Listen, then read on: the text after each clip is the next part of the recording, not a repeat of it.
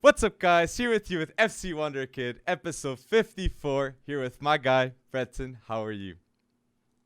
Doing great, man. We need to get right into it because, man, oh man, did a lot happen in this last week. What do you got? What do you got for me from the get-go here? Let's get started. From the get-go, we gotta talk about the Galacticos, okay? Because Real Madrid have won their 35th La Liga title, in which, for Ancelotti, he's got a bold stat, hasn't he, Breton?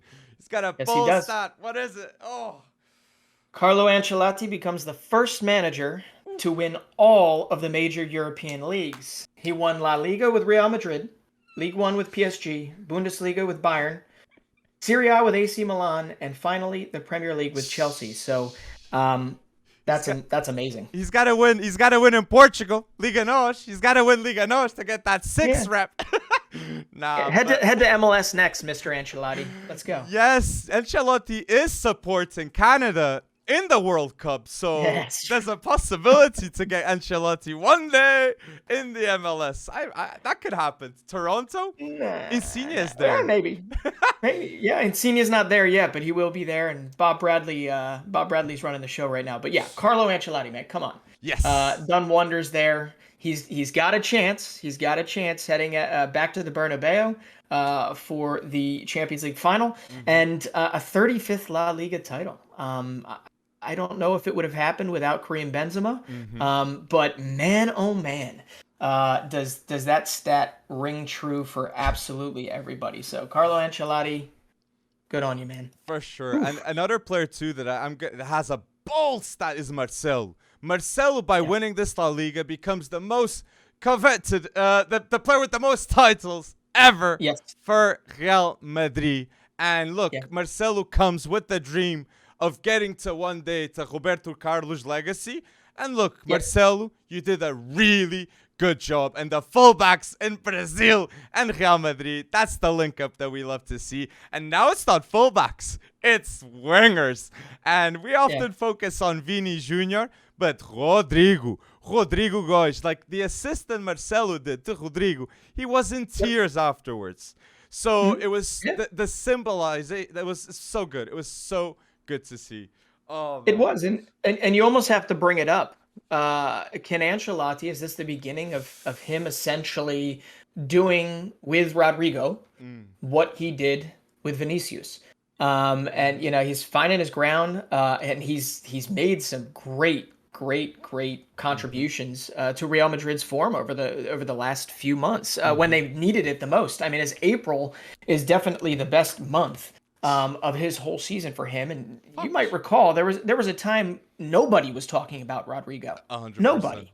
100%. So hey, it's great to see it, and I hope it continues. But I'd say Rodrigo right now, in terms of talents, he's definitely one of the most attractive left wingers in the world right now. Last 6 games, he's got 4 goals, 2 assists. I think he's got like 2-3 penalties that were fouls on him. So like the impact in April is amazing. So congratulations, Real Madrid. And 2, they do amazing business. They win titles because they do excellent business. And we have another deal confirmed by Fabrizio Romano, and it is finally the center back duo is gonna be Alaba and Rudiger next season. And boy, oh boy, that is the right move for Real Madrid. And they've signed like on a free, like Alaba, Rudiger, and they're maybe gonna get Mbappe on a free transfer. We all know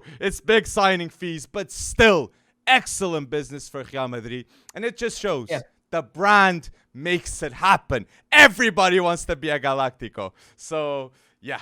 Oh, Lewandowski, no. But there was a time you would have loved. Yeah, but I mean, come on, Rudiger. Although I don't know, you had some pretty harsh words for Real Madrid the other day, especially their back line of Militao and who else was back there? It was Nacho. I was like Militao and Nacho. For me, worst passing duo. Yeah. Yeah. Well, I don't know how much Rudiger is going to improve that, but you better believe Rudiger is going to fight for the badge because he seems to do it everywhere he goes. Mm-hmm. But I don't know, man. I mean, would Los Blancos, would their success this year, right? And let's be honest, the 4-3 loss, right, in Manchester, it is a loss. Don't get me wrong. But with the away goals rule gone, right? There's every bit of possibility, every bit of a chance that they have to get things done at the Bernabeu. But none of this would have been possible without Karim Benzema, right? And Karim Benzema, I mean, you can call it, Benzema too, if you want to add Vinicius to it. But man, the stones on him to hit a Panenka after missing your last 2 penalties. I mean, come on. Like, I don't know of any person that would bounce back like that, except, Bukayo Saka doing it in the Premier League these last couple times after the abuse he received in the Euro 2020. I just love it because, Benzema's up 42. He's up to 42 goals, 13 assists. He's got 14 goals in 10 Champions League games. He's got 8 goals or so. What's the stat? He's got 2 Cristiano Ronaldo stats beaten as of late. He's the first player since Cristiano Ronaldo to score 40-plus goals in a season for Los Blancos. Jeez. He's also the first player since Cristiano Ronaldo with 8 goals plus in a Champions League knockout stage. And he's got potentially 2 matches left to play. One definitely, one possibly. And I'd be very surprised if Real Madrid doesn't, if they are going to win or have a chance to win these next 2 games, Karim Benzema needs to be as deadly in front of goal as he has been. But 200%. It's been amazing to see him. It's been amazing to see Rodrigo step up because let's be honest, they probably wouldn't be here if Rodrigo did not put away that Trivela assist from Modric.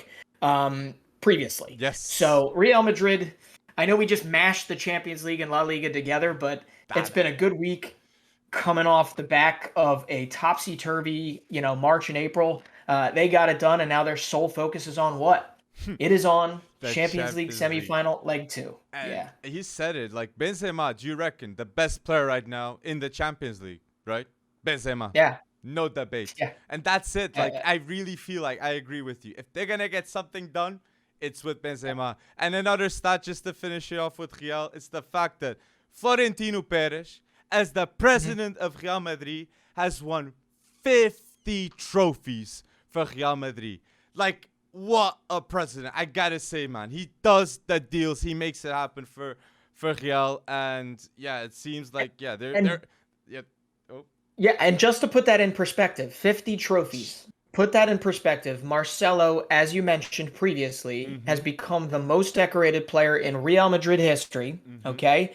And he has 24.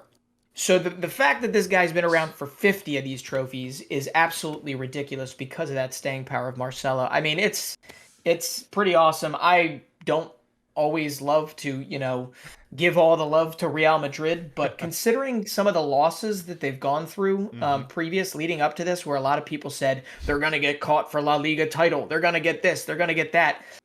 These guys just keep hanging in there. And my God, I mean, Casemiro, Modric, Toni Kroos, we have to do midfield trio, right? They've got to rank up there. What do you think? Top 3 all time? Yeah, top 3. Xavi, Iniesta, Busquets, they're there too. Yeah.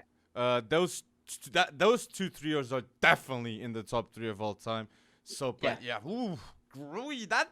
those are both trios. But oh my days, so much happened. And in the La Liga, people, tell us, what have we missed with Real? Go bold and tell us in the comment section. But now, Premier League. Oh, this has been an interesting week in the Prem. And I gotta start for Everton fans.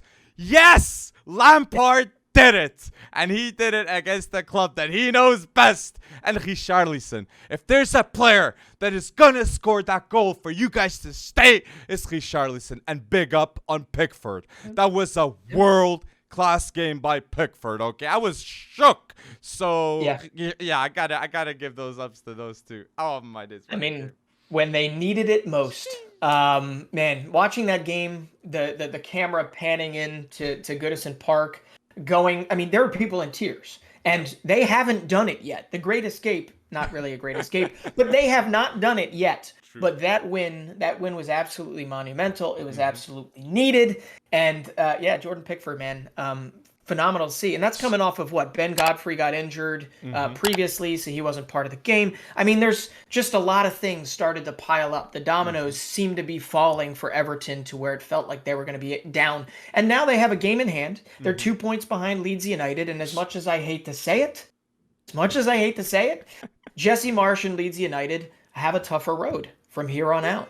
And if Everton can get one more big win, I think, maybe two, or, they're going to make it. They have the fixtures to stay in the Premier League. They're a game behind, They are. right? Oof. They And are. I think Burnley, though. Don't you reckon Burnley?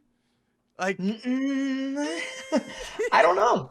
I mean, hey, Burnley, Dwight McNeil's, Wout Weghorst. I mean, a lot of these guys are really starting to pep up. They scored 2 goals in the after the 80th minute. True. To get a result the other day, and I just don't see them going down now. I mean, you would think. Well, actually, I don't know. You fire a boss, and I guess generally people tend to pep up because they don't want to lose their job. But when you put it in a relegation perspective, Burnley, from a looking at the paper and deciding who's the most talented squad, is definitely last on this bunch. There's no Rafinha there, right? There is no Richarlison there on that team sheet. And the fact that Burnley has gotten those results, Everton's only hoping that they can pull a couple more out. So I don't know. Right now, my odds on, sadly, and pour one out for Norwich City here. They're going down again. That's the jersey I'm wearing today, if you can see that, Alex. But I'm looking at it and I'm saying right now, if I had to pick, I'm changing my horse to, unfortunately, I believe Jesse Marsch and Leeds United might be on their way down. And the fans too, watching that game, there was a moment that Rafinha took a proper minute just saying to the fans, "Why are you throwing me that? I'm a star player in this team. You guys, you're throwing me plastic?" Rafinha was honestly shook, and he's out of there. He's out of there after I saw that. And another player too that I was thinking, who's out too who's not playing in this game is Lukaku. Lukaku ain't playing in a crucial game against Everton, okay? And I'm a bit doubtful if Lukaku even stays after this season, okay? I'm not sure if it's gonna happen, but with that Chelsea takeover, the number is 4 billion right now, okay? 4 billion. I how much is it gonna be sold for, and to who? So the takeover. Yeah, and you've got that, and the most prized possession. The player you spent the most on is also probably the person farthest away from hitting any sort of potential that he has currently. He just doesn't look like he wants to be there, and I don't even know what to say about it anymore. But Chelsea's in a tough place because if they're not careful, they're going to get caught. They will get caught by Arsenal. Arsenal, big win, and they are now within 3 points. Their goal difference is very different, but they're now within 3 points of Chelsea, and they could do it. They honestly could do it.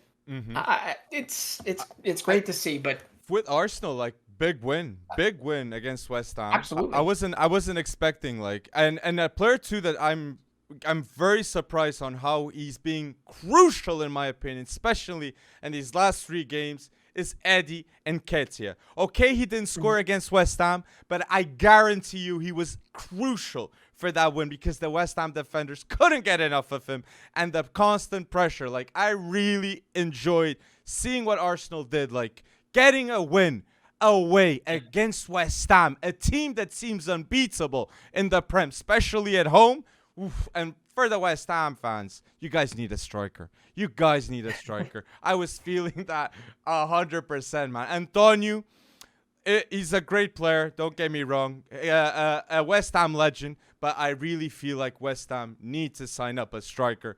And yeah, this team is great job though. Jared Bowen scoring. So yeah. I mean, they're just missing. They're missing all the chances they had. That was one where they needed a point at least. And wow. But do you have any strikers in mind? I mean, if you're going down the West Ham pike of a striker, I mean, I know Adam Hlozek don't know if he'd be out and out striker. Probably not. He'd be more of a reserve striker. I agree. But man, I don't know. I don't know the answer. I mean, let's be honest. David Moyes has worked miracles with West Ham this year. I think they're a lot further along than they expected. And yeah, they're a few key pieces away from doing it. But by all means, Arsenal going in there, getting the 3 points. Rob Holding getting his first goal ever in the Premier League. Yeah. I mean, these are things that need to happen for Arsenal to kind of get back to their ways. But I'm gonna have to disagree with you on Nketiah because he confused me. He confused me. And I think a lot of that has to do with reps, right? I mean, he's not getting all the reps that I don't know if he deserves them, but he's not getting the reps to kind of work through the kinks of it all because I thought he was kind of a waste of space for the first 45 minutes. That might be a little harsh.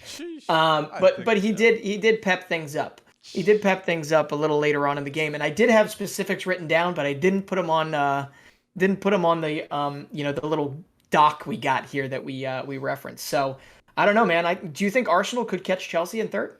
I don't believe Tuchel will let that happen. I don't believe, but I do think that Arteta in these late stages, he's tuning in his squad to start next season in the right pace. Odegaard captain, he seems to be really good in that role. I do think they already have key strikers. They already have 3 players that they must go for. I think Jonathan David isn't on that list, being honest. Okay. So, Arsenal, I think it's hope for the future. And seeing Gabriel on the score sheets, and even players like Saliba coming back, I see that they're going to sell him.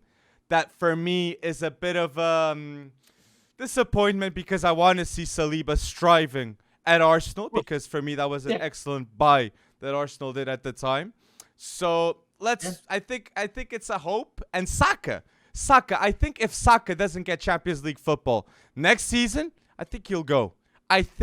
Go. Okay, because Saka right now is no doubt in my mind one of the Foden and Saka for me are top 2 right now in form, English talents.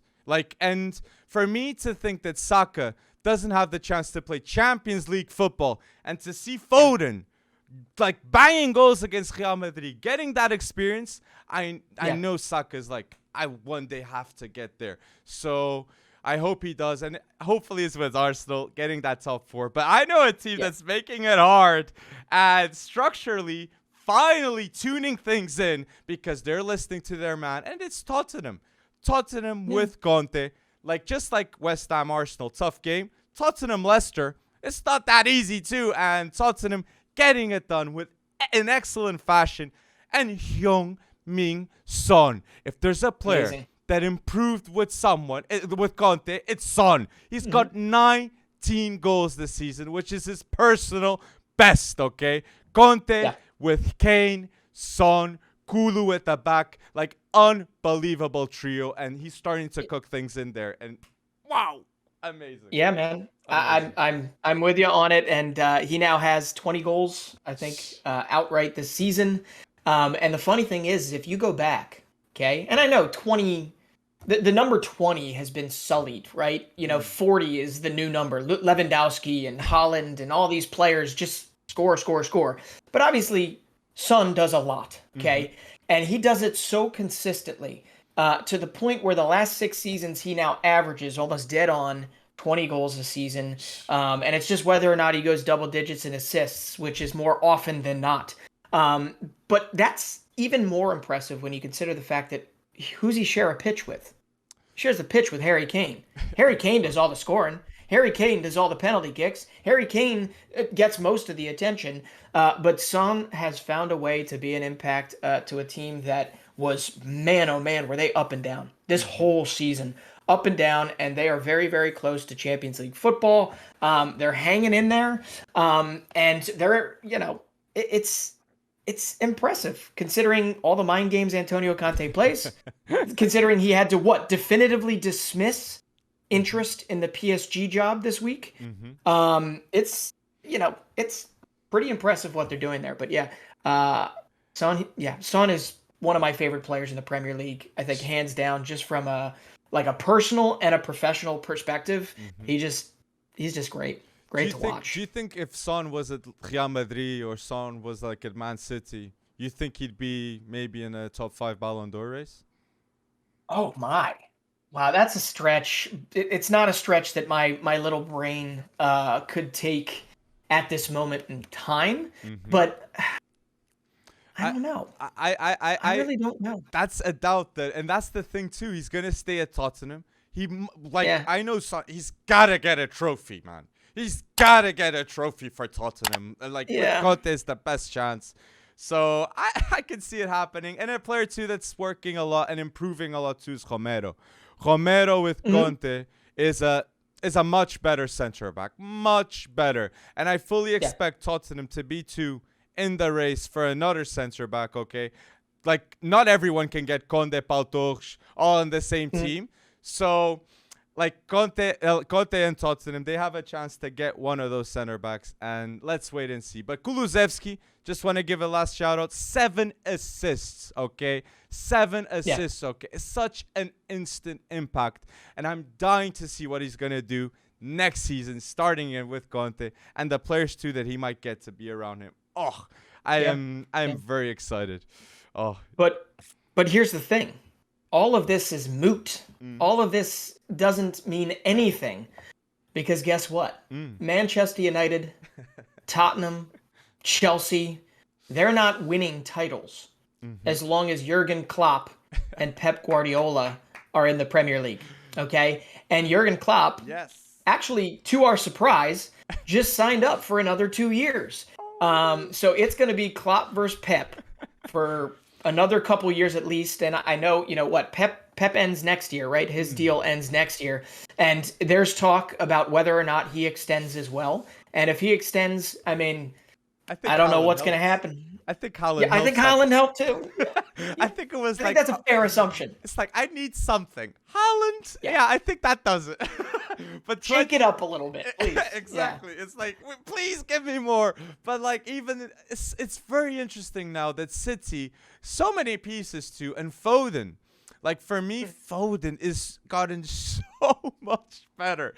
And he's got like 3 league titles already at 21. And to see his impact too already, I think it's the second season that Phil Foden gets double digits in goals and assists. So Pep Guardiola, amazing development with the Stockport magician, Phil Foden. I gotta say, like, oh my days, like great. And he's a leader. I start to see that voice on the pitch, that confidence. Foden has it. And yeah, it's really exciting. Then you have like the academy players, Cole Palmers. You got so many. Oh, I know, and our biased take in that we follow U23, U21, whatever, you know, youngsters, is that I would love to see who Pep Guardiola's next Phil Foden is, right? And we haven't yet seen it except in small increments, like with Cole Palmer, like with Liam Delap. Yes. But I mean, come on, you actually go down Manchester City's, you know, rung, and you see they're dominant in the U18 Premier League. They're dominant in the Premier League too. They're dominant pretty much all up and down. And unfortunately, it's become more of kind of a profit machine. Sell them off instead of essentially, you know, blood them, put them into your 11. But looking at their bench, right, they definitely had a lot of guys there that were there to see Manchester City get it done against Leeds United, right? But none of them really saw the pitch. So I would love to see that switch. But when it's a 2-team race, for at least until, as we've mentioned, Klopp leaves, at least until Pep leaves the Premier League. I don't think you're going to see these guys get their chances the same way Phil Foden hung in there. Remember, there were many instances where Phil Foden, there was talk about him leaving. He never did. He stuck it out. He earned it. He earned Pep's trust. It is amazing. Loan move to Leeds with Bielsa at the time, and it was just cut. Wow. It was cut with his performances in which he was proving himself. And there's another player too that, with all these rumors of Haaland going to Man City, what's up, Gabriel Jesus? What's up? Like in a week, he scored 6 goals and had 1 assist. In 1 week. I don't know if it's the Haaland news going to Man City or it's the Arsenal news interested in him. So whatever it is, keep on balling, Gabriel Jesus. I don't want the same that happened to Leroy Sané. I think Leroy Sané was better at City. Don't get me wrong. Yeah. So Sure. I hope Gabriel Jesus gets to a level that he's even better at staying or going. So yeah, I think he's making a stance though for Man City fans to say, why are we going to sell him? Yeah. Yeah. Well, so you said Leroy Sané was better in a City shirt than a Bayern shirt? I feel that. I feel that. I feel that. Okay. All right. All right. I'm gonna have to, respectfully disagree. But I understand where you're coming from because the second half of the season, sure, but Leroy Sané, well, whatever. But Gabriel Jesus, okay. If you go back to a couple seasons ago when Manchester City booted Real Madrid, I think it was out of the round of 16 at that point. Gabriel Jesus scored in both of those legs. Okay. So sign him up, put your bet down on the table, whatever you got to do. Okay. I'd be very surprised if Gabriel Jesus does not score at the Bernabeu this week. Okay. And he's already got a goal in the first. So here he is. There you go. Mr. I haven't started since January. Comes on in and he has scored so many goals. 7 goals in his last 5 starts for Manchester City. So, and all of this is shading over the fact that Kevin De Bruyne, is he not the most informed midfielder on the planet right now? I think Modric wants to say something in that Madrid game with that, but yes, I think so. I think De Bruyne. Yeah. I'll go because Modric was still he was slapped about a couple times, and don't get me wrong, but he was slapped about a couple times in some of those weird losses that Real Madrid stomached, including that I think it was a 4-0 loss in El Clasico. I could be wrong. But yeah, I feel you. But Benzema didn't play. Yeah. Yeah, that's true. That's true. Well, that was. But I say something with Casemiro. He didn't play in the first leg against City. And I don't know what Ancelotti did there, like tactics-wise. I think Camavinga coming on retaining ball more. But like Casemiro, I think he's going to play in the Bernabeu. And that can make a difference. That can make a difference. Oh, Camavinga, man. Best 30 million euros spent. Because I agree with you. I think he did a lot of the mucking up the middle of the field that needed to happen. Because let's not sugarcoat this for Manchester City. They should have had 6, 7, 8 goals in that first leg. I don't even think that is hyperbole.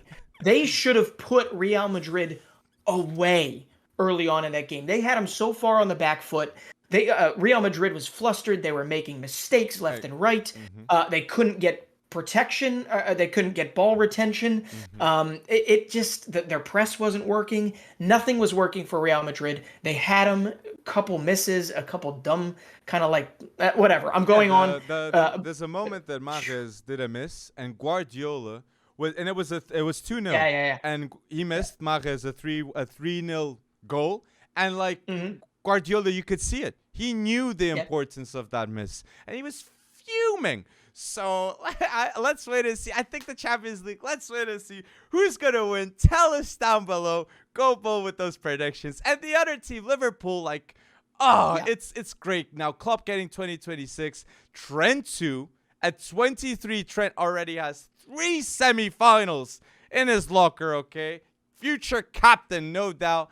And yeah, if Klopp's going to stay there longer, Trent is definitely going to be an excellent player in the future, the present and future of Liverpool. So I'm really hyped about that. And it was a tough game to win in the league against Newcastle at home. That seemed unbeatable, okay? And Bruno Guimarães played really well too against Liverpool. Okay, they didn't win. They lost 1-0. But still, he managed to show his skill. And yeah, tough win. I was just like Leeds. So great win by Liverpool and Man City, showing that they really are going to go until the end for that title. Toe to toe, man. Toe to toe. And we're going to get to see it for a little while longer. And I do have to ask. Well, no, first off, I agree about that Newcastle win. They gutted that win out because, hey, you've got 3 Liverpool players in the top 5 of Premier League scoring. You've got Salah with 22. You've got Jota with 15. You've got Mane with 14. And who was it that scored the winner against Newcastle? Naby Keita, right? It was Naby Keita. So it's exactly what you need when you're in this Premier League race, right? You need somebody else to step up, next man up. can't get it done. Naby Keita is going to get it done for you. And it brings up something, and then we can move on from the Premier League. Okay, so Klopp sticking around. Do you really think that he would have stuck around if he didn't maybe know a little something about maybe Mo Salah's contract negotiation? What do you think? Honestly, I think Klopp wants to keep Salah, but Klopp being Klopp, I think he's already got an alternative if Mo Salah doesn't get that negotiation, because I think the future of Mo Salah is put on hold with the future of Mbappe. Because if Mbappe decides to go to Real, there's a vacant spot for PSG. If he doesn't want to go to Real, then Real can go get Krish, maybe, and Salah. Something like that can happen. Something crazy. So I believe that this summer is going to be interesting. It is really going to be interesting. And I have to bring it up because, like, if you're signing just a 2-year deal, you're signing 2-year deal. You kind of want consistency, right? You want a foundation. And who do you know the best? Who can you work with the best? Somebody who's in his prime, and that's Mo Salah, right? I get the fact that you might have a target beyond that, but there's no guarantee that they all turn out like a Luis Diaz who comes in and just, hits the ground running. And when you open it up to the transfer market, wouldn't you rather spend the last 2 years at Liverpool, assuming he doesn't, do it again and sign on the dotted line again? Doesn't it make sense to stick with the cards instead of revamp? No, for sure. For Salah, I think it'd be the best for him to see what happened to Coutinho and not leave Liverpool and sign that contract. Yeah. But I do understand that the money needs to be right. But if Liverpool managed to get Darwin Núñez, that I'm seeing a ton of news here in Portugal by credible people saying there's interest, there's real interest. So I'm very interested to see what's going to happen in the transfers, and like Erik ten Hag too. United, like, I know we can talk about transfers later, but like I know Erik ten Hag has got to move these pieces. And talking transfers quickly, like we got to talk about like the rest in peace, man, Mino Raiola, one of the most prestigious agents, one of the best agents in the game in football. If you guys don't know, he's the agent of Ibra, Pogba, Haaland. I've got here De Ligt, Donnarumma. Yeah. So like the impact he has in the world of football is huge. So rest in peace, Raiola. And there is news already that Zlatan Ibrahimovic is going to team up with Vincenzo Raiola and retire this season and become the leading icon of that agency. So I think it fits him.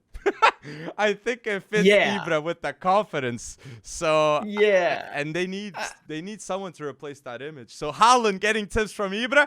but here's the thing. Zlatan has an overabundance of confidence, but he also has to be able to give it to other players because Mino Raiola, as you see from the outpouring from Moise Kean, from Erling Haaland, from Paul Pogba, from De Ligt and Verratti, he obviously had an outsized effect. I mean, you can argue his practices and stuff like that, whatever. You can be judgmental of that all you want, but in the end, what did Mino Raiola do? The best. He always got what was best for his client. Right? What was best for his client. And I'll tell you what, passing at 54 is definitely not a future I want, but man, did that man pack as much as he most possibly could professionally into that short period of time that he was on this earth. So rest in peace. And it's Zlatan as that just blew my mind. I think it's gonna that's going to be interesting. I think for AC Milan fans, that's what they want to happen. And I think too with Raiola, something I like about him is I think even professionally, yes, financially, there's a lot of moves that people like the Pogba, all that marketing. But like Haaland having a release clause, maybe it was the best thing for Haaland to get that release clause. And if he didn't, maybe Haaland would be going to Man United instead of Man City. And right now, for his career, it's so much better to go to Man City and learn with Guardiola next to Foden. So he does the best for his players too in terms of career, or he tries. So it's definitely going to be felt. And Raiola was a huge figure in what league? Serie A. And Serie A is cooking up. And look, Who got that goal? Rafael Leão, pa. Rafael Leão, 10 league goals this season for AC Milan, and that match winner is what we want to see. Deciding moments, great decision making. Absolutely. That's what. Get that contract extension with AC Milan. Come on, Rafael Leão. But I mean, he better. He better. He deserves it. I mean, he's scoring goals when he needs to score goals, and all of that pales in comparison, though. Rafael Leão has been phenomenal, but it pales in comparison to what that Rossoneri defense has done. Yes. Okay. All right. We got to talk about, David Calabria. We've got to talk about Kalulu. We've got to talk about everybody on that back line. Tamori, Teo, of course. Magna. I mean, this is an average age of about 23, and they've given up one goal in their last 8 Serie A matches. 7 clean sheets over that same time period.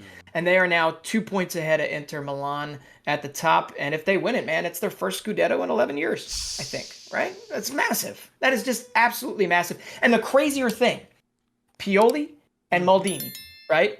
They have found a way. They have found a way to not only be competitive this year and be in the driver's seat to win this thing, they have found a way to potentially make themselves relevant for many years to come. Many years to come. So AC Milan is one I'm going to be watching a lot in the future. But come on, they've got 3 fixtures left. You got Verona, you got Atalanta, you got Sassuolo. Get it done. Get it across the finish line. Otherwise, it's Inter. And, better luck next year. But what do you think? You think they can get it done? You think Milan's going to get it done? I believe they can get it done. They can get it done. And I'll be honest, for me, watching Milan against Fiorentina, that was a game that you had to win in midfield. And they even have the late sub of Lucas Torreira, that we all know the engine that Lucas Torreira has in any midfield. And Tonali was stepping up, tackles, passes, voice on the pitch. He is the commander and voice of AC Milan. And that's what I love when I watch AC Milan, is to know that I'm watching a player that possibly, if he's consistent for 5, 6 years, like 10 years, AC Milan legend right there. And Teo Hernandez, he often doesn't get spoken a lot, but Teo Hernandez is no doubt in my mind a top 3 left back, world-class left back in the world. If he was in the Prem, he would be talked an awful lot more. But AC Milan, take over time, improving the squad. We might see AC Milan ascending to the Champions League and doing something great, because Serie A needs that. Serie A needs teams that are competitive in the Champions League and not just relying always on Juve, because Juve right now, come on, it's not looking good with Allegri, and the football is I'm not feeling it. But I was seeing something with Serie A, and for me it's interesting, and for me it's a reason why Serie A is having this lack of growth, in my opinion. And it's a lot of the managers in Serie A, they're all Italian. And all the top 8 teams of Serie A, you have Sarri, Allegri, Pioli, Spalletti. Mourinho is the only non-Italian manager. Mourinho. And Mourinho has a past in Serie A with Inter. So, I feel like Serie A needs to accept, different types of coaches, different styles of football. Maybe getting a Tuchel. Maybe getting, so... it's let's see. That's gonna be tough, because I feel like that's been the Italian way for years. Build from within. It's kind of similar to Mexico in that sense, where you just don't see. Well, you never really see Mexican bosses leave anywhere. Everything's within Liga MX. But anyway, Serie A, you're absolutely right there. Is Shevchenko still in a job, or was he let go? I think he was let go. I'm not so sure about that. I think he might have been let go, but he would have been another. But also, he's got history in Serie A. He kind of knows what's going on there. But I'm with you. Juventus is one. It was nice to see some of the players they're going through a lot of injuries right now. Come on, Chiesa's gone. I'll be very candid. Zakaria, that signing has not necessarily panned out the way I thought it was going to. He has definitely underperformed since going there. Weston McKennie's out. I'm sure there's a whole lot more added to this list, but it's going to be, at least we can look at it and we can say Serie A is going to be a race, a fight to the death every year between 3-4 teams. Because the majority, I mean, the only ones that have the biggest question marks, it's going to be Napoli, right? You're losing Insigne. You've got Mertens is older. You've got a big older core. Yeah, you've got Alif Elmas. You've got who's the guy that's coming in, that dribbler from. You've got Osimhen. You've got yes. I don't know if you said it right, but I'm with Georgian winger, right? The Georgian Kvaratskhelia, right? Bold name. And it was interesting for Napoli to get him because it shows that Napoli excellent scouting because he's a great talent. So they had a 6-1 win in which they were having a tough time, and they gotta have a win like that, especially when Juve needs something, a salvation for this season, and getting a top 3 with all that was happening with Meretti. I want to shout him out. 18-year-old midfielder there, like pretty good, played really well. And Allegri, I was surprised of him putting there Meretti. So highly involved in the game. And Bonucci went bold, and he's bold with 2 goals and getting that win that Juve absolutely needed. And that's a team, Juve, that I'm very curious to see what's going to happen in the next transfer window, because they're getting funds from Kulu and Bentancur. And Dybala's going. A lot needs to happen insides and out.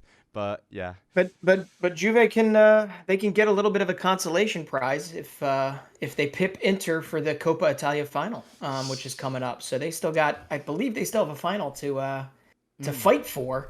But I mean, how long do you think this is going a complete different turn? But you mentioned Jose Mourinho earlier. If he doesn't win, it's just so weird. Like, we're talking about AS Roma, they're not even in the fight. Yeah, you've gotten decent performances from Tammy Abraham. I shouldn't say decent, amazing performances from Tammy Abraham this year. Nicolo Zaniolo when he's healthy. Cristante, some of these other guys. Pellegrini, great. Zalewski is definitely one that I think needs to be a part of whatever rebuilding's happening there in the future. But I don't necessarily, no matter what you throw out there in Roma, I don't see how Mourinho builds a title challenger out of Roma anytime soon. Do you? I mean, I don't see a way there. I agree, but it's not by getting Sergio Oliveira. That's. No, I think when they get Sergio Oliveira, it's like them saying we want to fight to get a Champions League spot. But it's I feel you. Like, Roma needs to be eyeing that's Serie A definitely.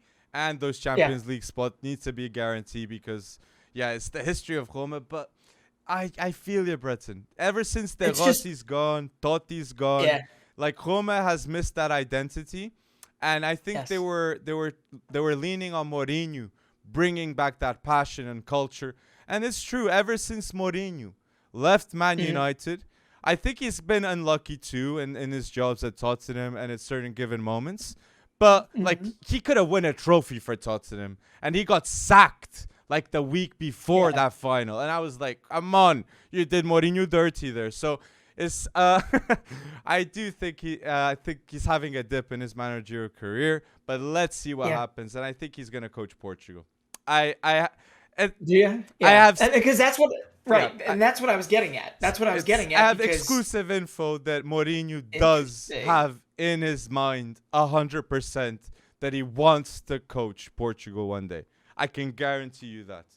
Alex you were invited over for dinner? No, but people. So I know.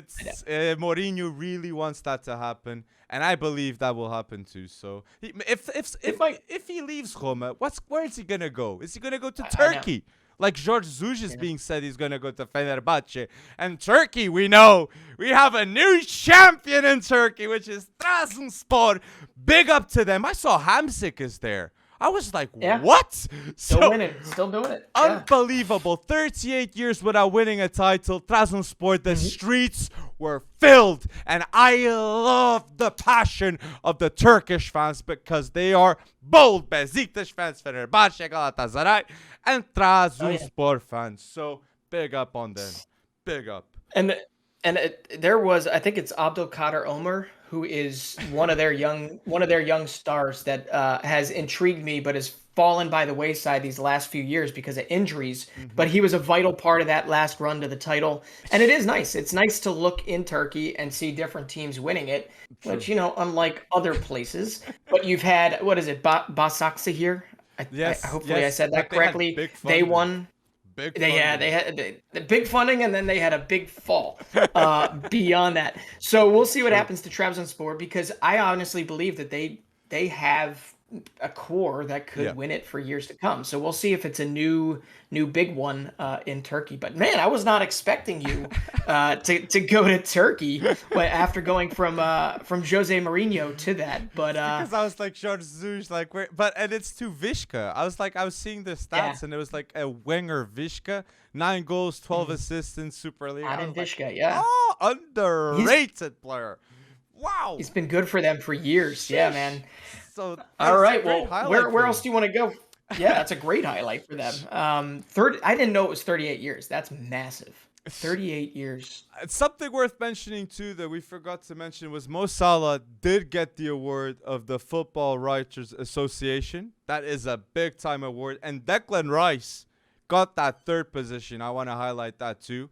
And if there's a move, I see a ton of people saying that the Chelsea takeover, the next owner, guarantees as like a marketing move, gets Declan Rice or Harry Kane. So I had that in my books. And Mo Salah has 190 games, 119 goals, and 47 assists. So that is 166 goal involvements. Oh, yeah. So that's amazing. Yeah, that is just amazing. The Egyptian. I've got somebody that can match that though. Okay. We sort of talked about Erik ten Hag a little bit, and man, are we going all over the place right now. Yes. But Erik ten Hag showing up Manchester United, when he showed up at Ajax, okay, Dusan Tadić was already amidst, the largest contributors, and it only continued and then some when ten Hag was there. Yes. But Dusan Tadić, okay, he has played 124 consecutive games, 124 consecutive league games for Ajax in a row. And overall, you ready for this? Because we're talking goal involvement numbers. 180 goal involvements in 190 total appearances for Ajax. You got to remember that also takes into account the Champions League, right? It's not just Farmers League, Eredivisie, whatever people want to call it in the comments. Anything that's not the Prem is apparently a Farmers League. But considering where he was going career-wise at Southampton and how it was kind of starting to ebb and flow, what a revival, right? For a Dusan Tadić, a guy that it means everything to Ajax now, means everything to Ajax. And on top of that, he's got Serbia in a prime position to have one of the best World Cup outings in their history. So versus Brazil. Yeah, man. Gotta get by them. That's gonna be good. Like please do revenge for us, Brazil, for Portugal, man. Cause come on, Neymar. I want him to go bold in those matches. But yeah, you mentioned Erik ten Hag too, and I saw a big news. Okay, Gerard Romero, saying that Frenkie de Jong is Erik ten Hag's priority for that defensive mid position at Man United. And let's be honest, we've spoken about this, and Donny with Frenkie at United, that would be such a good piece to start. And we all seeing that news about Lewandowski going to Barca. So those funds come in very handy. So if they can sell, but Elanga, I saw that Elanga can be in the negotiations. The deal? Swap deal? Yeah. Interesting. It's McTominay. I think McTominay. I was like, McTominay. But it was McTominay and Elanga, the players that Xavi had interest, rumoredly by Gerard Romero. And 12.5 million, Lewandowski. That's how much he gets at Bayern. And he is willing to get a pay cut to go to Barcelona. And if he's willing to do that, he's welcome, because Laporta needs to do great business. Hold on. You're saying Gerard Romero is reporting that Xavi has interest in Scott McTominay? Yeah, in a swap deal. And the two players that Barca has interest is Elanga and Scott McTominay. I'm going to call BS on that one, but we'll see. I'd We'll see. get I mean, funds. as you said, I'd get yeah, funds. I'd get funds yeah. instead. But yeah, I definitely. I like Scott McTominay. I don't see Scott McTominay in La Liga. I don't see him with Barca. So he better be going. Oh, I don't know, somewhere else after that. But agreed. that's really interesting. And the other, I see. Obviously the Eredivisie, you'd expect it to be rated in some capacity. Bringing back a very familiar name like Frenkie de Jong, if it's possible, makes the most sense. If you've got the backing, which they very much are, he's very much going to have the backing. He wouldn't have signed if he didn't know he was going to have the backing. But yeah, Tyrell Malacia, a bunch of these. But this is what I keep thinking about, right? This is what I keep thinking about. Okay, if Klopp is here. If Pep is here for the next several years, and these guys are going to be duking it out because they've built their infrastructures over years, right? It wasn't flash in the pan 1 year Liverpool became good, right? It wasn't flash in the pan 1 year City became good. No. It's been built over years. United's literally at the starting point of this, okay? There's going to be so much roster turnover. I would rather see him take his time and give more of a chance to the youth academy. The youth academy that gets touted left and right. The guys like Mejbri, seemingly a good place until you can find maybe the next Frenkie de Jong if he's not there already, right? Guys like Garnacho, who we're going to talk about in a second, who made his debut, understandably so. Guys like Shola Shoretire, guys like Charlie McNeil. There's a great core. Is it a core that can compete for Champions League? No, but bring him in the door, get him on the pitch, get him surrounded by the vets. Yes, probably Frenkie with one of these guys. Donnie. Have him platoon. Yeah, with Donnie, yeah. I just, you're not going to win the Premier League in the next 1 to 2 years. Sorry. United, you're not winning the Premier League in the next 2 years. The sooner you get that through your head, the sooner you'll be able to build an infrastructure where 3, 5, 7 years from now, you can compete for a decade to come. I get where you're getting. I get where you're coming from, but I just want to give hope, man. I just want to get. But I get you. But if there's a club that has mad money, it's United, and they have the funds to accelerate that process. If it all goes with the right decisions, and that's why I'm leaning right now. I'm leaning more on you. But if Erik ten Hag this summer is like, okay, gets this player, Julian Timber gets, but I agree, definitely for United fans, James Garner too. I feel like him, he managed to get 2 assists this last weekend, and Mejbri. I think Mejbri will be involved because something with Erik ten Hag that is very good is his squad rotation. Like he's really good with that, and the fact that Haaland plays has Brian Brobby. He went to snatch him up again. So he really wants to play the youth, and it makes sense. So did Brian Brobby ever really leave? That's what we have to ask ourselves. No, what a weird. That was between really Brian Brobby and Ilias Mariba. My goodness, the two most mind-bending transfers of the last couple years. But I'm with you. I mean, Julian Timber obviously coming to Manchester United would be amazing, but the Eredivisie is not the Premier League. True.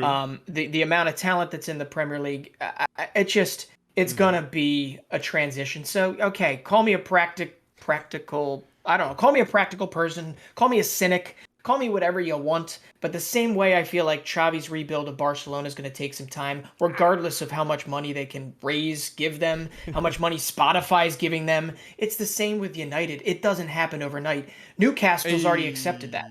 Newcastle's already accepted. Barca's not the same. You reckon? No, I don't.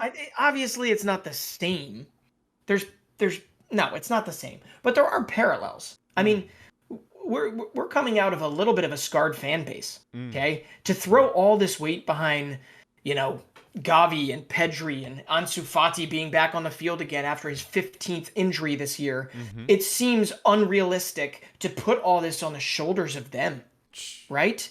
And at least in United's case, you're right. There are vets. There are guys. There's De Gea. There's Ter Stegen. There's there's some parallels for sure. But what I don't necessarily like is, at Barca, and we've seen it with how many of them have gotten injuries, how many of them are out right now. Even their role players are dropping like flies, like Nico. He's out the rest of the year too. Yes. So there's just a lot of things. There's realities that need to be traversed before Barca goes on to become, it ain't going to be a reimagining of Messi, Suarez, Neymar. It's just not. It really is not. So what is it going to be that's going to be different? And Real Madrid, I don't know. We could talk about this for hours. But it fascinates me. I get you, but I do think that Barca, they're gonna win something. They're gonna win something soon. I believe in this Xavi rebuild, and something too that I saw that bring me a bit more hope to it. United was Ralf Rangnick will stay as a counselor for Man United, and he's rumoredly gonna be the Austrian national team boss. In the meantime, at the same time that he is doing the counseling. Yeah, what does that tell you? It tells me what does that tell you? It's good advice. It's good advice because Erik ten Hag needs people. He needs people. He needs Michel van der Gaag in the staff. He needs a guy like Van Persie on the field with him. Yeah. And if Ralf Rangnick helps with the transfers, like I think that's just another plus. Another plus. I mean, I'm with you, but like, how much? What does that say to the United fan base? Like, so I'm gonna stay on in my consultancy role. I will stay on in my consultancy role, but in the meantime, I'm also gonna go coach a national team. I'm gonna coach David Alaba in whatever years he's got left, and bring on the new Austrian generation at the same time. You're not necessarily a big enough challenge for me or worthy of my full time. I don't. Call me again a cynic. That's how I feel about that situation. That's how I feel about that situation. Wouldn't you want a guy, if you're going to be a consultant, wouldn't you want a guy that's going to literally be, the soundboard, the guy that works to give Erik ten Hag everything he needs in terms of talent identification, in terms of, tactical I think you'll do soundboard. That. I think you'll do that. I think you'll do that with the Austrian job still because, like, a coach like Ralf Rangnick, he's been in the game for like 10, 15 years, properly at Leipzig, Salzburg, so many of these development scouting clubs. I'm with you. I feel like he already knows those players, and he'll be like, look, my advice is for you to watch a player like Nkunku. My advice is for you to check out Pau Torres, like Gvardiol, like players that, for us, it seems obvious, but at United, like, from what we've been hearing from the past few years, it's not too obvious as it seems. So, but I feel you. I feel where you're coming from. And for a Man United fan, I think it'd be the healthiest to think like you because the expectations would be, like, not the highest. And for Man United fans, they seem to be on a roller coaster of emotions. So it's been a hard time. It's been a hard time. It really has. We need to get like Mark Goldbridge or somebody on the podcast. Ask him what he thinks. Like unapologetically, I'm sure we could just go listen to his podcast. But we could talk now about like Wonderkids because if Ralf Rangnick is gonna do something, he's be suggesting those Wonderkids. And I gotta start by saying City, the team from Manchester, getting that talent identification. Both strikers got a hat-trick this weekend. Erling Haaland, he still lost 4-3 to Bochum, and he got a hat-trick, which is mind-blowing, okay? And Julián Álvarez with a hat-trick and an assist. And these two big boys are going to be next season at Man City. So scary times. Oh, unbelievable. I mean, it was nice to see Julián Álvarez kind of explode because he's been a little reserved playing for River, but man, it was a 7-0 win against Sarmiento, and he was every bit incisive, and it looks to me like that he could hit the ground running when he gets to City. But the most impressive player in that game was actually not Julián Álvarez, because I got to see a little bit of it. The most impressive player in that game for River was Enzo Fernandez, who is 21 years old, midfielder. Surprised he hasn't made the leap yet. I think he had a couple assists, but he was part of everything in that game. He can press. He played. It's just he is a guy that if United missed out on Alvarez, right? If there ever was interest, and there should have been interest, but if there ever was interest, they should also be looking at River for Enzo Fernandez and get him before other people get him, because he is one that I think could do very, very well in the Prem, but it's more likely he goes to Serie A, La Liga. But he's definitely one to watch for sure. Julián Álvarez, though, hat trick. Erling Haaland, like you said, hat trick. But what I loved seeing about that Dortmund ridiculous loss to Bochum, 4-3, was Jamie Bynoe-Gittens. Jamie Bynoe-Gittens looks every bit, maybe not the next Sancho. You can't call him the next Sancho, but he looks like he is going to hit the ground. I keep saying that. Hit the ground running in Germany. He looks like he's going to play an outsized part next year, next season for them. And he played wonderfully. 6 dribbles, 1, had a couple key passes. He's impressed people all the way up, and he would have been doing it sooner if he did not get injured the moment he got over there, right? Yes. And in the youth league, like, he came back from injury, and straight away off the bat, he was like, I'm going to go to the first team. You could feel that confidence with him. And that's what I love about English talents, as it seems, in Germany. It's like they have something to work for. They really have this, as if they have something against them. You know, Jude chip Bellingham. On their shoulder. Exactly. Yeah. The chip on their shoulder. Exactly. Yep. They got to prove themselves. And the dribbling on this kid. The dribbling is something that the moment he gets that decision making right, oh my days. Like, Sancho more creative, Jamie Bynoe-Gittens more of a skillful winger, in which, like, if you're a defender, you don't want to go up against him one-on-one. And I think too, it's so sad for me, like, this season, seeing how poor this Dortmund defense is.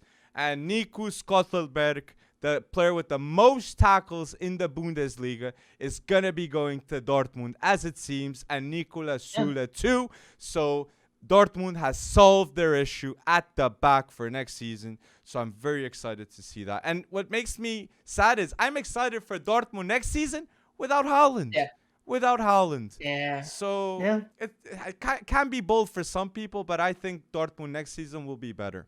I think they will be better.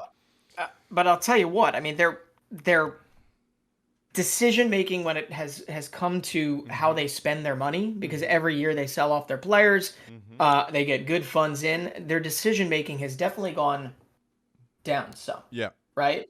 Down some. So if that trend continues, I mean, we might be looking at Leverkusen up at second, Bayern first, as always. And Dortmund starts, fighting for third to fifth or sixth or whatever, because while I love Nico Schlotterbeck, and he has been one of the best defenders, if not the best young defender, one of the best young defenders in the Bundesliga. That was too bold. Yeah, that was too bold. I corrected myself. I get you. But just getting those bodies in the door doesn't mean they, one, keep them healthy. And that's obviously the most... that's the biggest thing they have to figure out. True. Right? You can't blame it on the physios, but at the same time, what the hell is happening? Exactly. Why is every player in that 11 spending ridiculous, abnormal amounts of time in the physio? It makes no sense. You should be asking that as an American fan with Julián. I know. Because he's the icon. He's the future of the US. So come on, Dortmund. Nah, but I believe he's gonna work out at the end with Dortmund. But I agree. Yeah. If it doesn't, it's definitely because of those injuries. And I wanted to shout out here 2 players in the Portuguese league. The one is you hear a lot, Darwin. Yes, Darwin. But Darwin has 34 goals this season and 4 assists. So Darwin Núñez is right now only 2 goal involvements away of getting to 40. And this, for me, seeing how he's playing, it guarantees me, okay, I'm going to put myself in the line here. I literally believe there's no place but the Prem for Darwin Núñez, because of the goal involvements, the style of play, the physicality. I am sure he's going to the Prem. Now, to Arsenal, United, Tottenham, Newcastle, I don't know, but people, believe me. So I could be putting myself out there, but I mean, is the amount of goal involvements that he has this year, does it change his price much? A lot. Compared to where it was. So Yes. if that's the case, that kind of narrows it down. No, I mean, Yeah. I think Arsenal, from a who needs what perspective, makes the most sense. Mm-hmm. But I could definitely see Darwin Núñez in a Newcastle shirt. I could definitely see that. I could see it. I would be more confident maybe if it was Newcastle one more year, but I do believe that the money can be said to convince Darwin because we're all seeing how Newcastle's playing, and considering how they're playing after the January transfer window, they must be in the top, let's say top 7, 8 teams in the Prem. Like, I think that's acceptable because I think that they saved their season. You look at, like they did. How that was a miracle if you see it. Like with the amount he spent in the transfer window, like I'm shook. And Bruno Guimarães, again, no doubt in my mind, man. Bruno Guimarães is one of the best midfielders in the Prem, and he's just arrived. And it's mind blowing for me to see Arsenal not getting a guy like him for the amount of money that Newcastle spent, man. It's just mind-blowing. So I think it's a David Silva type move for the future for Newcastle. So yeah. I mean, he's the one thing that I was very interested in, and maybe it's because I didn't get to watch a whole lot of Lyon the way I would have liked to have watched Lyon, was whether or not he had that, like, you know, there's an air about a Brazilian player where you almost feel like you don't get that grit and determination unless your name is Casemiro, you know? And while I feel like that's completely, you know, that's just wrong to overgeneralize in any way, shape, or form, there was that feeling with Bruno heading into it, like, does he fit the Toon mold? Does he fit the Newcastle mold of literally fight tooth and nail? And that has been put to bed. I have pie on my face for sure from my predictions about whether or not he would hit the ground running there. And I think you're right. I think if you look at the actual statistics and how many points people have gotten since the Newcastle takeover, Newcastle's pretty flipping high up there. And I don't see any way they'd go down with the spirit that they've actually built there. And they've barely started adding pieces. True. Barely. True. Okay. I still think Chris Wood was a waste of space and a waste of money. And Burnley's going to wind up probably surviving anyway, but whatever. No, Newcastle's going to be fun to watch next year. And if you can get Bruno in the mid and you get Darwin up front. Paquetá. I'm a fan. I'm watching. I like Paquetá too for them. So it's interesting. Another player too that if I was Newcastle, I'd go get him. And I wanted to mention him too because he's for sure gonna leave Leicester. Tielemans. Who is gonna get Tielemans? Like, the number is 25-30 million. Whoever gets him is gonna get a phenomenal deal. Let's imagine if Newcastle snatch up big boy money move Tielemans, Bruno Guimarães. Come on! The difference he would make. The difference. Absolutely. But Real Madrid, I think they're as it seems, they are the top contenders by the bookies to get Tielemans. So, Arsenal. I mean, well, Arsenal liked him previously, right? I mean, Youri Tielemans is definitely, I think it's pretty clear. He's run his course at Leicester City.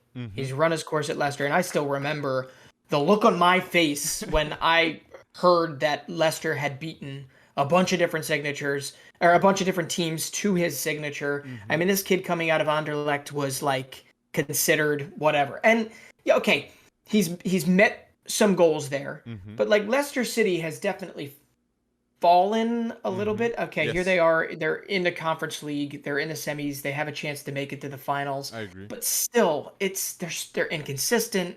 They're tough. I think Tielemans run his course. The Fofana injury was like a deadly blow for Leicester because it was like the hope at the back. Everybody was like, they sold Maguire, and now for how much are they gonna sell there? But there's still a talk. How much are they gonna sell Fofana? But that injury took a ton of momentum off that team, and I was hyped. Me and you, we were hyped because Pastandaka's there. Like Harvey Barnes seems to be a really good super sub player that's involved too. Like Ian Nacho. Even this kid. Yeah, and Kieran Dewsbury Hall has actually done pretty well for them. So I honestly think Leicester can can move forward, but they likely are going to have to move forward without Tielemans, and they're going to have to figure it out. And who knows? I haven't heard the name Ndidi. Have you heard the name Ndidi in like 6-8 months? Like, what's it's Soumaré? I don't. Soumaré? I know, and Soumaré. I honestly thought that was going to be one of the signings of the Premier League season, and it obviously is not. And now we're all talking about not Soumaré, but Monaco with Paul Mitchell. They got the deal. They got Tchouaméni, and they have Fofana. And like, I don't think they miss him, honestly, because they're doing pretty well with this duo in midfield. Right. And yeah, the other transfer I really wanted to say in the Portuguese side, it was Darwin. And the other player I know he's going to move is Pedro Porro. Pedro Porro is going to leave Sporting. And the talk is or Real or Athletic Madrid. And I can tell you, both these teams, whoever signs Pedro Porro, they'll be signing a bargain right now. Just not like Núñez. I think the potential Núñez is, as a left back, extremely high. But Pedro Porro as a right back is an excellent snatch for 25-30 million. So that is a transfer that you guys should be looking, man. Because Pedro Porro sounds... Yeah. It sounds like Atletico Madrid. Yeah.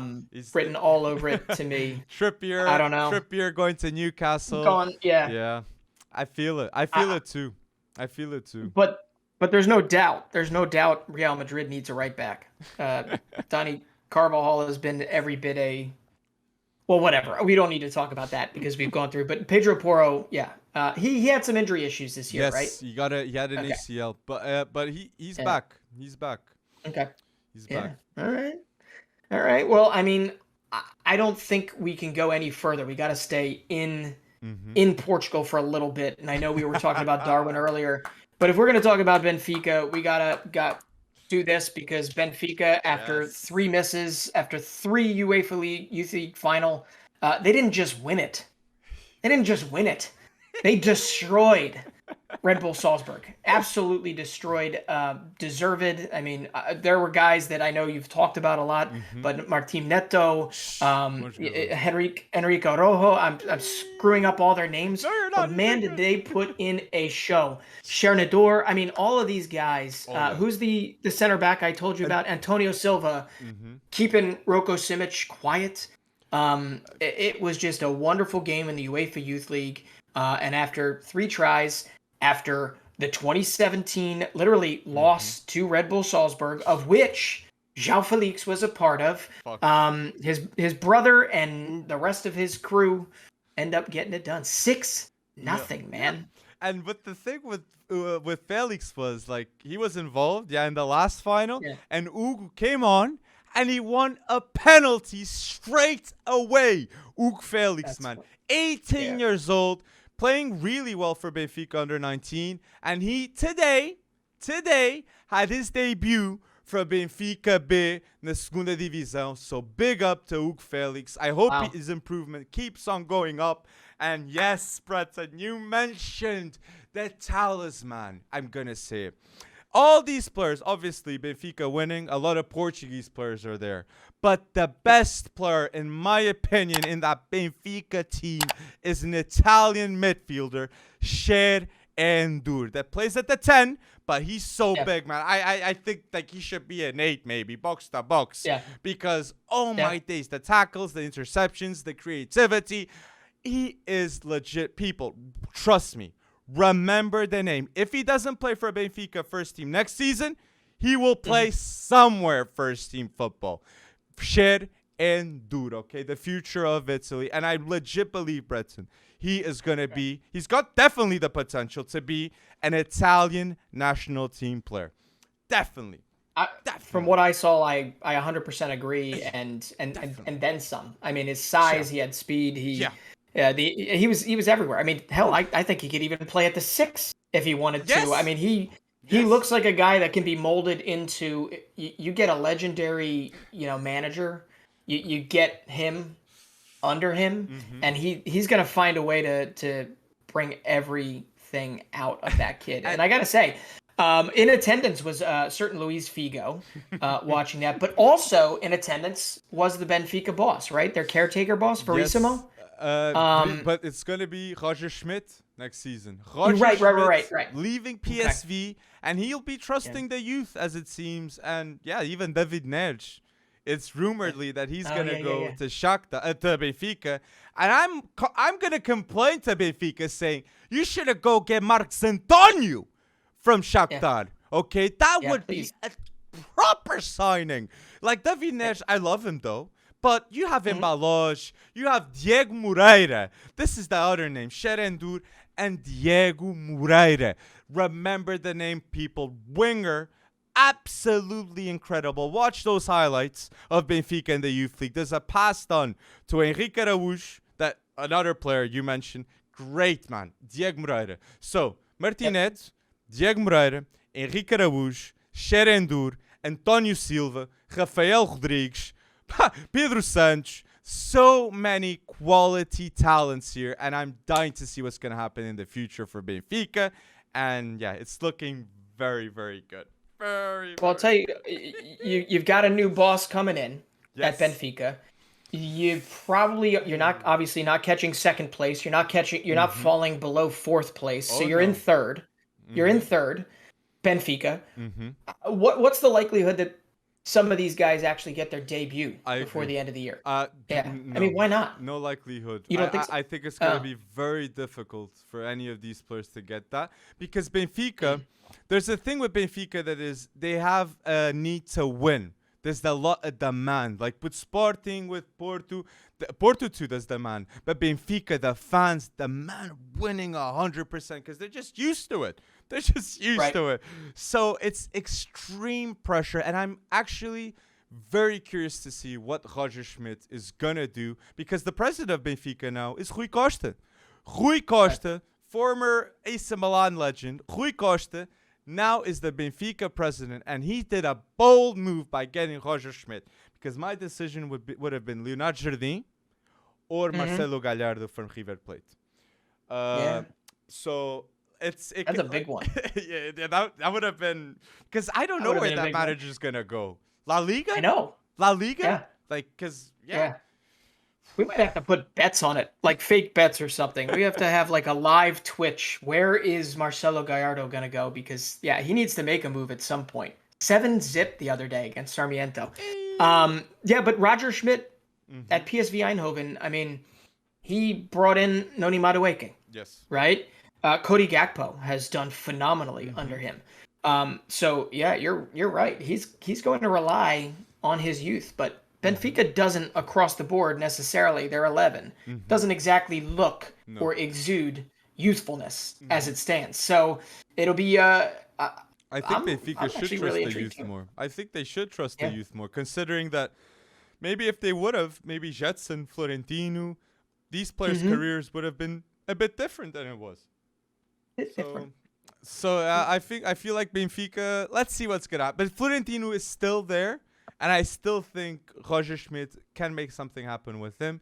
So, people, put down below if you got any predictions for next season for Benfica, Sporting, and Porto Liga NOS predictions. Go bold. And, do you have anything, Bretson? Any last? No, I think we covered a lot. I mean, all we have to do is just wait for these second legs of the Europa League, of the Conference League, of the Champions League. We will have our final set, and I'm sure we'll be talking about that. I think we did forget, though, to say, and you and I both talked about this last week. Yes. How amazing it is.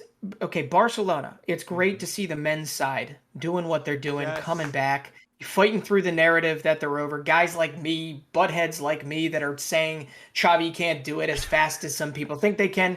But let's take one look at Barcelona, and let's take a look at the women's side. Yes. Because what they did recently, 89,000 for one game, 92,000 for the other. I think they've what is it, like 27 games in a row, or I don't know how many games in a row, but they're undefeated this year, and they are in the Champions League final, and it's cool to see. I mean, we want to see football progress everywhere, all across the planet, geographically, and definitely through the sexes, men, women, and that Barcelona team is doing something insane right now. And if you don't know what it is, go look up Barcelona women's team, because the only question I have to ask is, how are how is the Spanish women's team not winning every damn tournament, considering that Barcelona's core is obviously Spanish, although they do have They signed up several. They did do good transfers, didn't they? Last off season.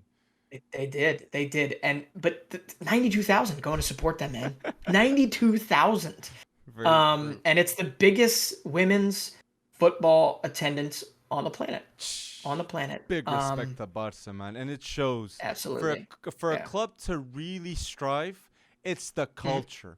It's the culture, and the Barca culture with the women's team now. You can see they have that majestic, that mystique. And Alexia, I've seen the tape, and oh my days, the best woman in the world playing football, in my opinion. Alexia of Barcelona is bold, and we want to see many more bold players just like Alexia. And yeah, excellent show. For sure. Excellent show. And like teams like Lyon, they're really good. PSG, Lyon, they're very the next US.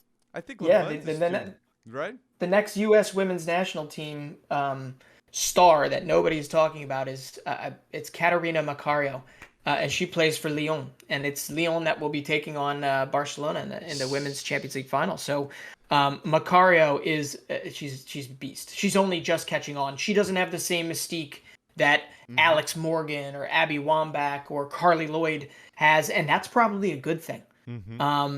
But I just felt I didn't know where we were going to categorize it. I know you and I wanted to talk about it last week because they're, by the way, Barcelona is going to need all the support they can get because they just announced all the renovations happening to Camp Nou, and they will be playing in a different location, I think smaller capacity. So they're going to need all the support they can get in the coming months, coming years, because it's renovation time in Barcelona. There's so real passion all around. There's real passion. Like, and the thing here too is like for Barca, I see a load of fans saying, "Oh, I support Real Madrid for the males, and I support Barca for the females." So like you can see like this, that just the backing. They really feel like Barca woman is a catalyst, and they're having a huge impact in the world of football, and it's beautiful. There you go. It's beautiful. It Tell us, people, down below, anything about women's football that we should learn, sites that we can see, things that we can improve upon. Like, I want to know, people. I want to know, and go bold in the comment section. And anything we've missed out, please put down below episode 54. Do not forget to subscribe to our YouTube channel and to like this video. If you're here listening until the end, it's because you sure enjoy our content. So drop that like. It helps us a bunch. And go bold. And if you can, visit fcwonderkid.com. That's a huge help for me and Breton too. And we really appreciate you guys going bold there on fcwonderkid.com.